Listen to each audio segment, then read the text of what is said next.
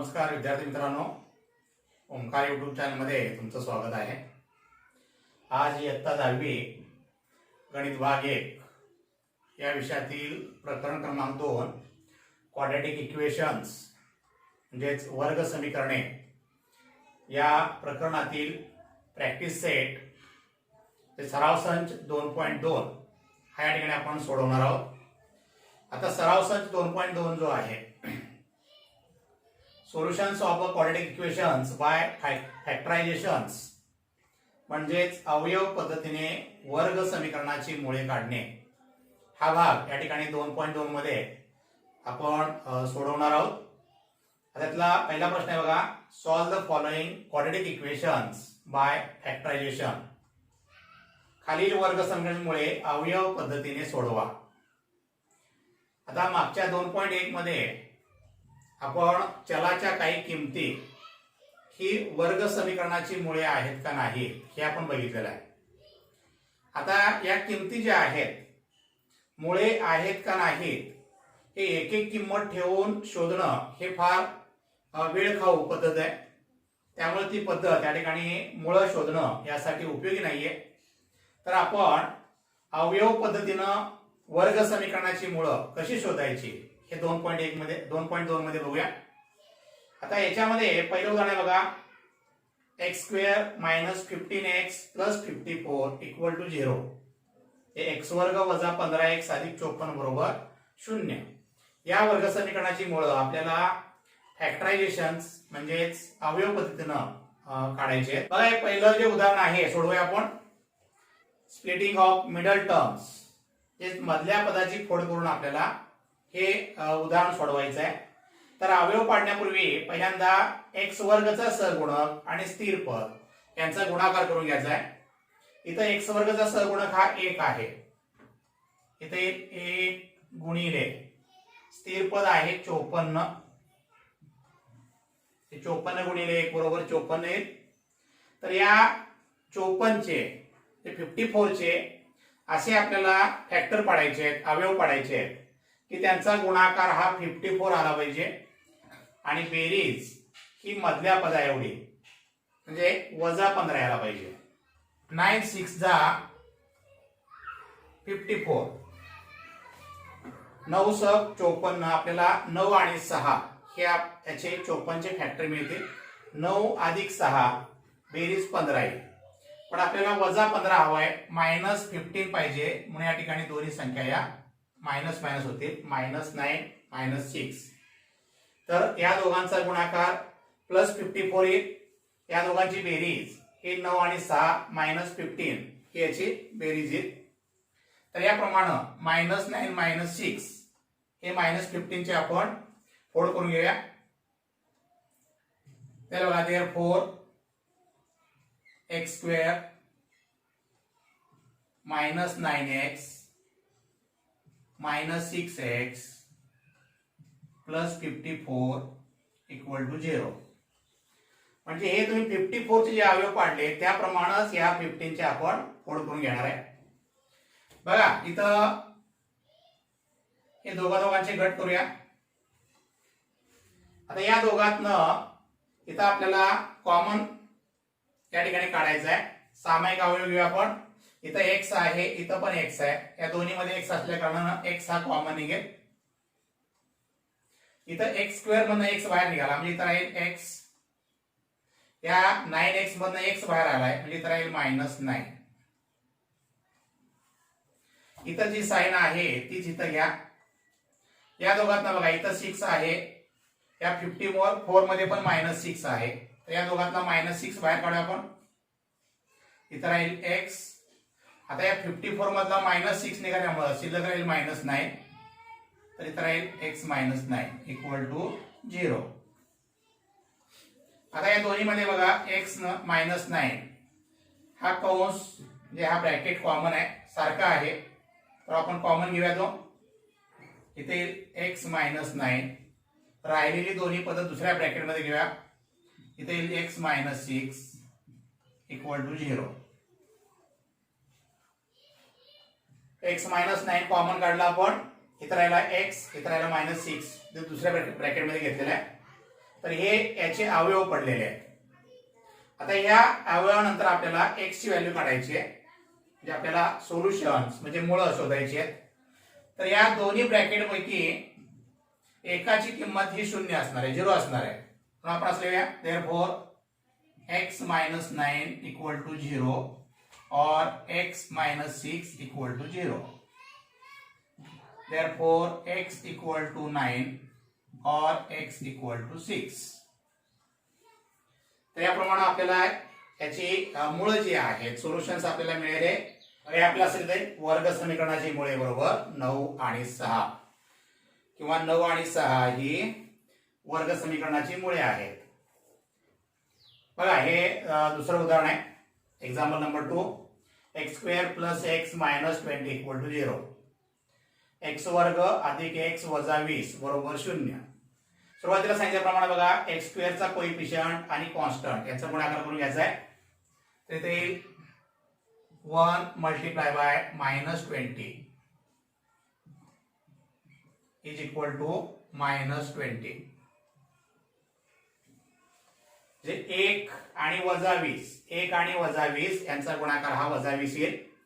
आता -20 चे आपल्याला फॅक्टर काढायचे, मल्टिप्लिकेशन -20 आणि ऍडिशन हे मिडल टर्म एवढी आला पाहिजे. आता बघा इथं गुणाकार हा -20 यायला पाहिजे. आता गुणाकार वजा कधी येतो, तर एक संख्या अधिक आणि एक संख्या वजा असेल तरच तुम्हाला गुणाकार हा -20 मिळणार आहे. धन आणि ऋण यांचा गुणाकार ऋण येणार आहे. त्याच्यामुळं फॅक्टर पाडताना अधिक आणि वजा ते प्लस आणि मायनस आपल्याला असे मिळणार आहेत.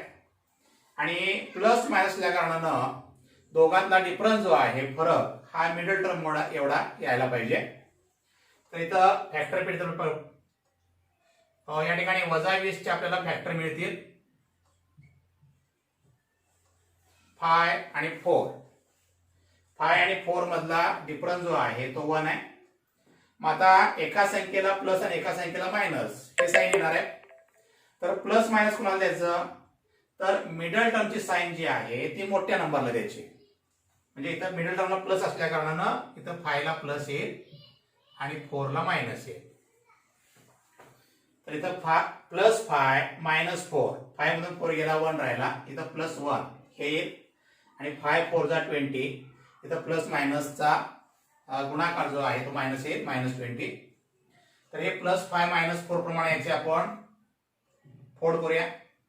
इथे येईल x² + 5x - 4x - 20 = 0. बघा इथे गट पडू आपण 2 2 चे. आता पहिल्यामध्ये कॉमन निघेल बघा x, हे सामायिक घेतला x निघेल बाहेर, इथं राहील x, इथं आता x बाहेर काढल्यामुळे राहील +5. या दोघांतनं बघा इथं -4 आहे, या -20 मध्ये पण -4 आहे. आपण -4 कॉमन घेऊया, इथं राहील x. आता या -20 मधनं -4 कॉमन काढलाय म्हणजे शिल्लक राहिला +5.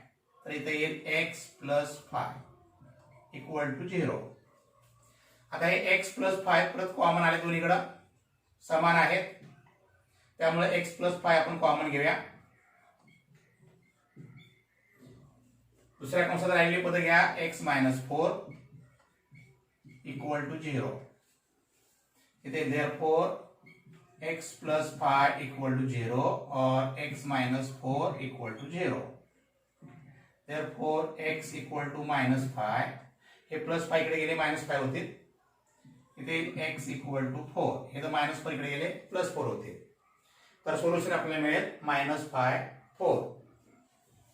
बघा याप्रमाणे आपल्याला हे सोल्युशन्स मिळतील. -5 and 4 are the roots of quadratic equations. -5 आणि 4 ही वर्ग समीकरणाची मुळे आहेत. बघा हे उदाहरण तिसरं आहे. Example number 3, 2y² + 27y + 13 = 0. आता बघा हे y² चा कोइफिशियंट आणि कॉन्स्टंट यांचा अवतर गुणाकार करायचा आहे. इथे बघा हे 2 × 13, इथे 13 2 जा 26, 13 2 26. आता आपल्याला 26 चे असे अवयव पाडायचे आहेत की बेरीज 27 यायला पाहिजे, म्हणजे आपल्याला इथं अवयव एकच मिळतील. 26 गुणिले 1 म्हणजे 26. 26 1 जा 26. 26 प्लस 1 हे 27. आता इथे दोन्ही प्लस प्लस असल्या कारणाने आपल्याला फॅक्टर पण हे प्लस प्लस मिळणार आहे. याची फोड आपण याप्रमाणे करून घेऊया. therefore 2y square plus 26y plus 1y plus 13 equal to 0. बघा हे फॅक्टर आता गट करून घेऊया. इथे therefore आता या दोन्ही मध्ये आपल्याला 2 हा नंबर कॉमन घेता येईल आणि दोन्हीकडे y आहे तो पण आपण y कॉमन काढूया. इथं 2y कॉमन घेतला, शिल्लक राहिला फक्त y. 26 आता हे y बाहेर आलेला आहे. 26 मधला 2 घेतलाय आपण, जे शिल्लक राहिला 13. इथं राहील plus 13. 2y multiply by y 2y square होईल. 2y मल्टिप्लाय बाय 13 ते 2y गुणिले 13, 13 दुनी 26y. इथं बघा जी साइन आहे तीच इथं घ्या. या दोघात काही कॉमन निघत नाही तर 1 कॉमन घ्यायचा. इथं राहील y प्लस 13 इक्वल टू 0. हे दोन्ही कंस नेहमी समान येतात, हे डोक्यात ठेवा. आता हे दोन्ही सारखे कंस आहेत, हे सामान्य घेऊया आपण, कॉमन काढूया. y प्लस 13 इथं राहील 2y plus 1 is equal to 0. हे y प्लस 13 समान आहेत, आपण सामान्य घेतले. इथं राहिले 2y, इथं राहिला 1, तर 2y प्लस 1 याप्रमाणे हे दोन कंस मिळतील आपल्याला. आता या अवयवावरून आपल्याला किंमत काढायची y ची. therefore इथे y प्लस 13 इक्वल टू 0 और 2y प्लस 1 इक्वल टू 0.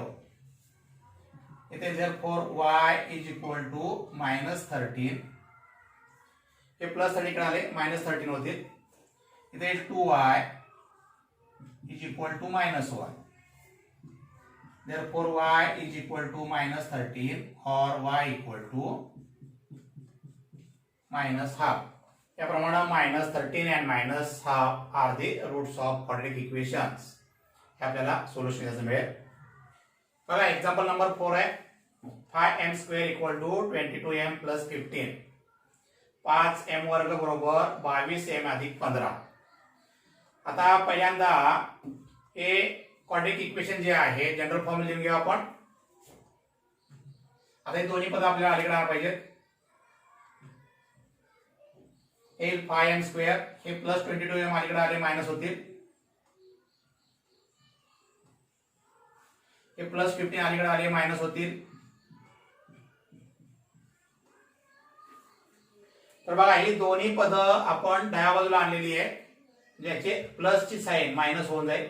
तर हे 5m square minus 22m minus 15 equal to 0 हा क्वाड्रेटिक इक्वेशनचा जनरल फॉर्म आहे. ते सामान्य रूपामध्ये आपण अगोदर लिहून घ्यायचं आहे आणि त्यानंतर फॅक्टर काढायचे आहे. तर आता हे m स्क्वेअरचा कोएफिशिएंट 5 आहे, मल्टिप्लाय बाय कॉन्स्टंट टर्म आहे 15.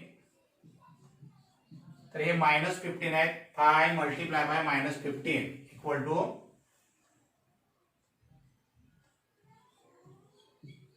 मायनस 75. 25 3 जा 75, 25 3 75. मग आता आपल्याला यातला फरक हा 22 मिळतो का? तर 25 वजा 3 22 हा फरक आहे. दोघांचा गुणाकार 75 आलाय. फक्त आपल्याला अधिक वजा, आता कुणाला अधिक कुणाला वजा द्यायचा आहे. तर मिडल टर्मची साइन ही ग्रेटर नंबरला द्यायची आहे. इथे येईल ग्रेटर नंबर 25 असल्यामुळं मायनस 25 होईल आणि हे प्लस 3 होते. तर हे सगळं व्यवस्थित बघा आणि नंतरच याचे फॅक्टर पाडा. आता मायनस 25 मधनं प्लस 3 गेले, मायनस 22 शिल्लक राहतील आणि या दोघांचा गुणाकार मायनस 75 येईल. बघा आता याची आपण याप्रमाणे फोड करून घेऊया. therefore 5m square minus 25m plus 3m minus 15 equal to 0. बघा -25 इथं -25m येईल प्लस 3m आले. हे मायनस पहिलं आणि तिसरं टर्म आहे आपण लिहिलेलं आहे, मधल्याची फक्त आपण फोड केलेली आहे. हे दोन गट पडतील. बघा या दोघातला इथं 5 आहे, 25 ची फोड आपल्याला 5 चा 25 करता येईल. या दोघातला 5 कॉमन काढता येईल. इथं m पण कॉमन निघेल. आता 5m आपण कॉमन घेतला म्हणजे शिल्लक राहिलं तर m 25. आता हा m कॉमन काढलाय, 25 मधला 5 घेतला बाहेर, इथं शिल्लक राहील -5. 5m into m 5m square, 5m into -5 -25m. आता हा प्लस जो आहे साइन इथली बरोबर जी मध्ये आहे ती चित्र द्या. या दोघांचा 3 कॉमन काढता येईल आपल्याला. इथं राहील m. इथं आता -15 मधला 3 बाहेर घेतला म्हणजे इथं राहिला -5. हे दोन्ही कंस नेहमी सारखे येतात, हे डोक्यात ठेवा. बघा आता हे m-5 समान आहे, आपण कॉमन घेऊया. इथं जे शिल्लक आहे दुसऱ्या ब्रॅकेट मध्ये त्याचा आपण 5m plus 3 equal to 0. इथे बघा therefore m minus 5 equal to 0 or 5m plus 3 equal to 0. Therefore m equal to 5 or 5m equal to -3. Therefore m equal to 5 or m equal to -3/5. म्हणजे 5 आणि -3/5 ही दिलेल्या वर्ग समीकरणाची मुळे आहेत. हे तुम्हाला हवंय. पाचवं एक्झाम्पल आहे 2x² - 2x + ½ = 0. आता इथं आपल्याला हा 2 जर घालवायचा झाला तर याला 2 ने आपल्याला मल्टिप्लाय करायला पाहिजे. जर आपण मल्टिप्लाइंग बाय 2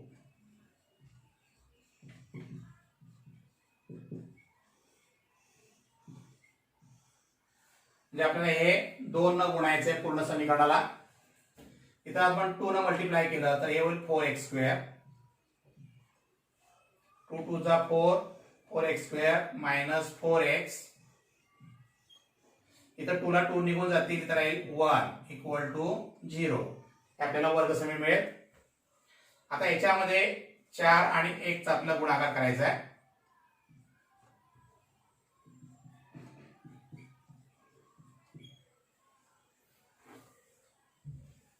आता याचे असे फॅक्टर पाडा की आपल्याला गुणाकार 4 मिळाला पाहिजे आणि बेरीज -4 यायला पाहिजे. म्हणजे काय लिहावं इथं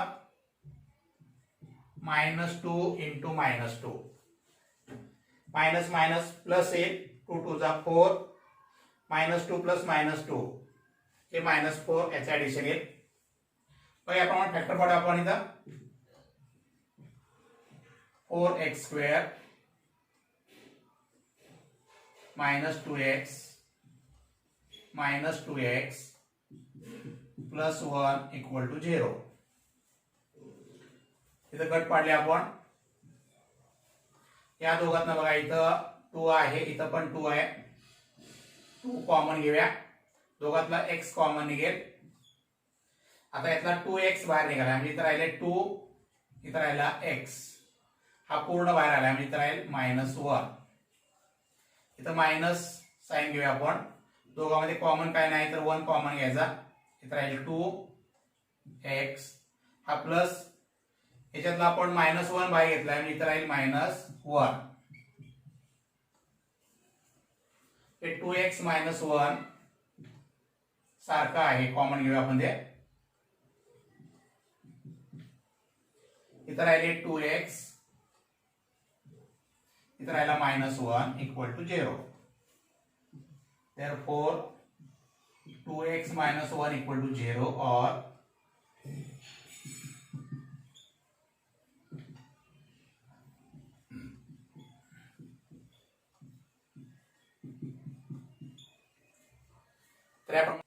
is the roots of quadratic. बघा एक्झाम्पल नंबर 6 आहे. 6x - 2/x = 1. पहिल्यांदा आपण हे क्वाड्रॅटिक इक्वेशनच्या जनरल फॉर्म मध्ये लिहून घेऊया. या वर्ग समीकरणाच्या सामान्य रूपात अगोदर लिहून घ्यायचं आहे. त्यासाठी छेदातला x घालवायचा आहे. आपण या समीकरणाला पूर्ण x न गुणूया. इथं प्रत्येकाला x न गुणायचं आहे. इथे therefore 6x × x 6x² minus 2x multiplied by x. x ला x निघून जाईल, शिल्लक राहील 2 = 1 × x. तर याप्रमाणे आपल्याला हे समीकरण मिळेल. x आपण अलीकडे घेऊया. 6x² हे प्लस 6 इकडे आले -6 होतील. इथे येईल -2 = 0. आता याप्रमाणे आपल्याला आता हे क्वाड्रॅटिक इक्वेशन वर्ग समीकरण मिळालेलं आहे. इथं 6 आणि -2 6 multiplied by -2 x वर्गचा सहगुणक आणि स्थिर पद यांचा गुणाकार करून घ्यायचा आहे. तर इथे 6 × -2 -12 6 × 2 = 12 -12 याचा मल्टिप्लिकेशन येईल. तर या -12 चे आपल्याला फॅक्टर पाडायचे आहे. गुणाकार -12 येईल आणि बेरीज किंवा वजाबाकी ही -1 येईल. असे आपला अवयव पाहिजेत. तर आपला अवयव मिळतील 3 आणि 4 3 × 12 3 × 4 = 12. फक्त आता मधल्या पदाची साइन ही मोठ्या नंबरला द्यायची. इथं मायनस आहे त्यामुळे इथं -4 येईल. इथं +3 -4 + 3 इथं -1 आन्सर येईल. आणि -4 × 3 -12. तर याची फोड आपण 3 आणि -4 मध्ये करूया. 6x² + 3x - 4x - 2 = 0. therefore या दोघातला आपल्याला 3x कॉमन काढता येईल. इथं शिल्लक राहील 2x, इथं राहील 1. या दोघातला आपण -2 सामाईक काढूया. इथं शिल्लक राहील 2x. इथं आता 2 आपण -2 बाहेर काढलाय. इथं राहील +1. therefore आता हे दोन्ही कंस सारखे आहेत, कॉमन घेऊ आपण. 2x + 1 × 3x - 2.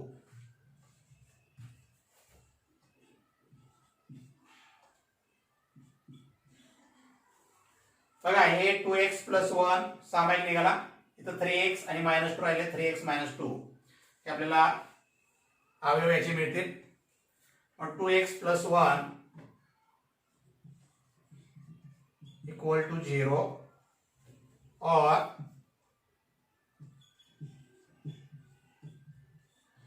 3x - 2 = 0.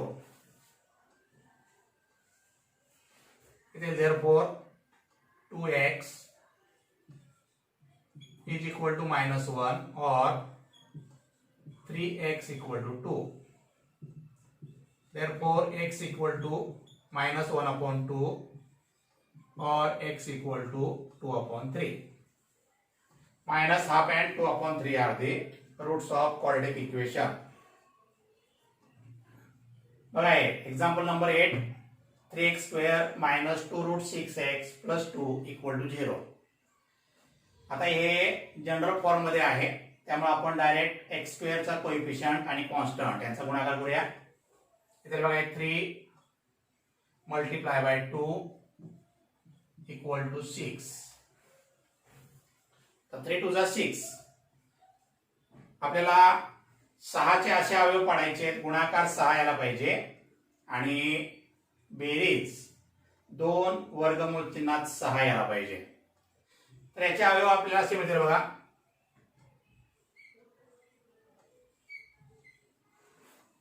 √6 × √6 वर्गमूळ चिन्हात 6 गुणिले वर्गमूळ चिन्हात 6 दोघांचा गुणाकार येईल. वर्गमूळ चिन्हात 36 त्याचा वर्गमूळ निघेल 6. म्हणजे गुणाकार याचा 6 आलेला आहे.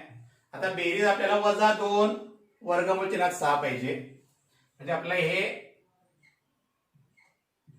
याप्रमाणे लिहिता येईल -√6 इंटू -√6 मायनस मायनस त्या ठिकाणी मल्टिप्लिकेशन प्लस होईल आणि दोघांची बेरीज इथं -1 -1 म्हणजे -2 झाले वर्गमूळ चिन्हात 6 यांची बेरीज येईल इथे therefore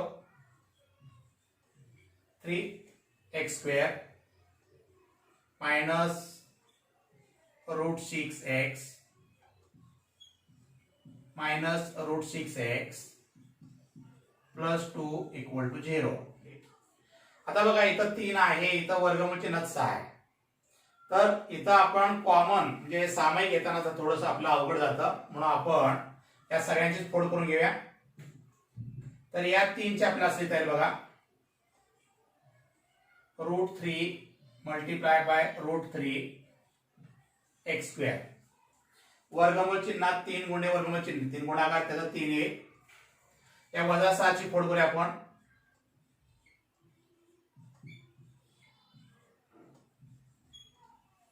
वर्गमुळात 3 गुणिले वर्गमुळात 2 3 2 6 याची पण तशीच फोड करूया.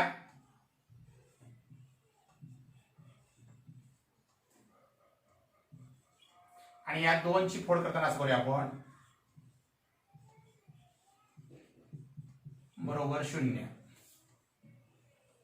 आता तुम्हाला यातल्या बघा सामायिक अवयव घेता येतील. हे √3 कॉमन आहे, दोन्हीतला x कॉमन आहे, हे सामायिक निघेल.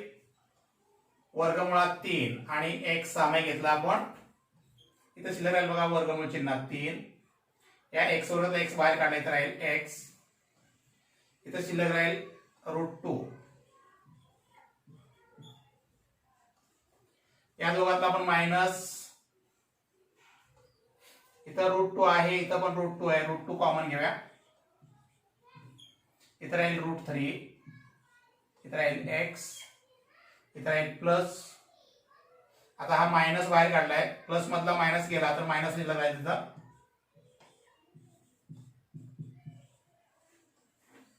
तर हे दोन्ही कंस नेहमी सारखे येतात लक्षात ठेवा. इथे हे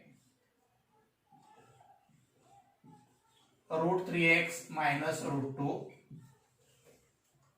हा समान आहे, सामायिक घेतला आपण. दुसऱ्या कंसात लिहूया √3x मायनस √2 इक्वल टू 0. तर दोन्ही कंस समान आले. इथे √3x मायनस √2 इक्वल टू 0 और √3x मायनस √2 इक्वल टू 0.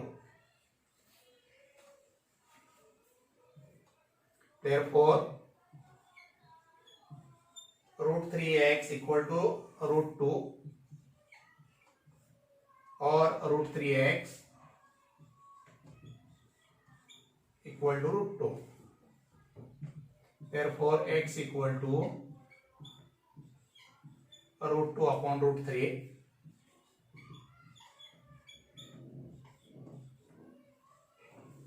तर याप्रमाणे आपल्याला त्याचे रूट्स मिळतील √2 अपॉन √3. हे याचं सोल्युशन आहे. बघा हे एक एक्झाम्पल आहे 25m² equal to 9.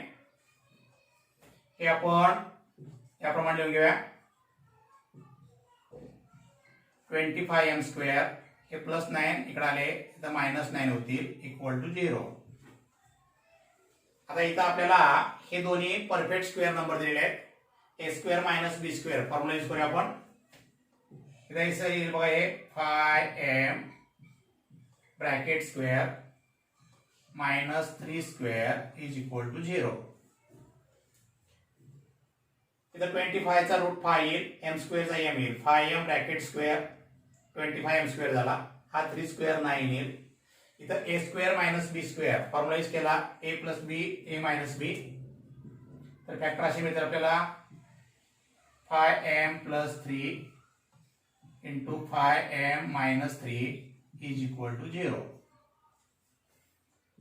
Therefore 5m + 3 equal to 0 or 5m - 3 equal to 0. 5m equal to -3 or 5m equal to +3.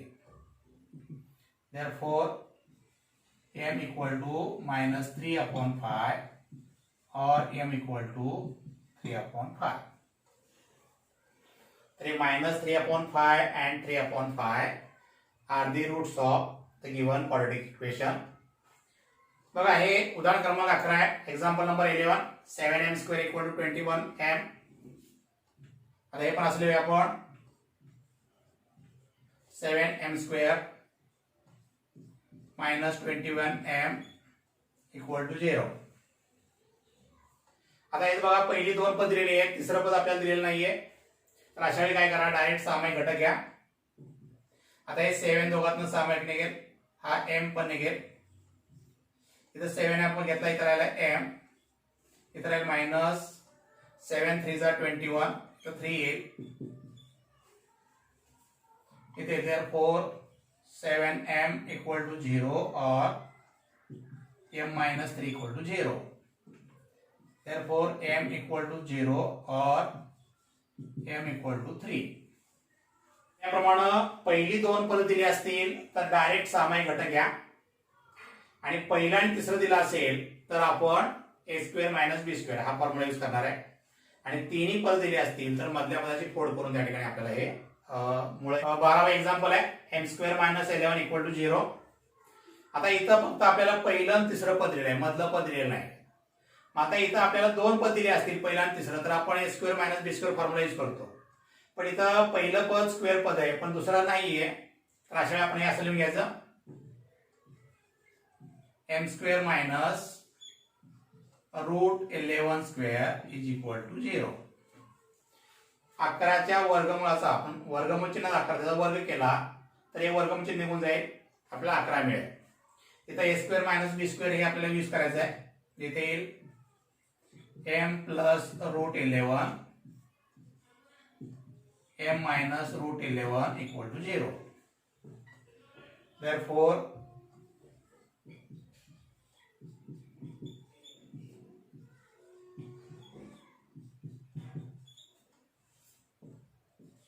m is equal to -√11 और m इक्वल टू +√11.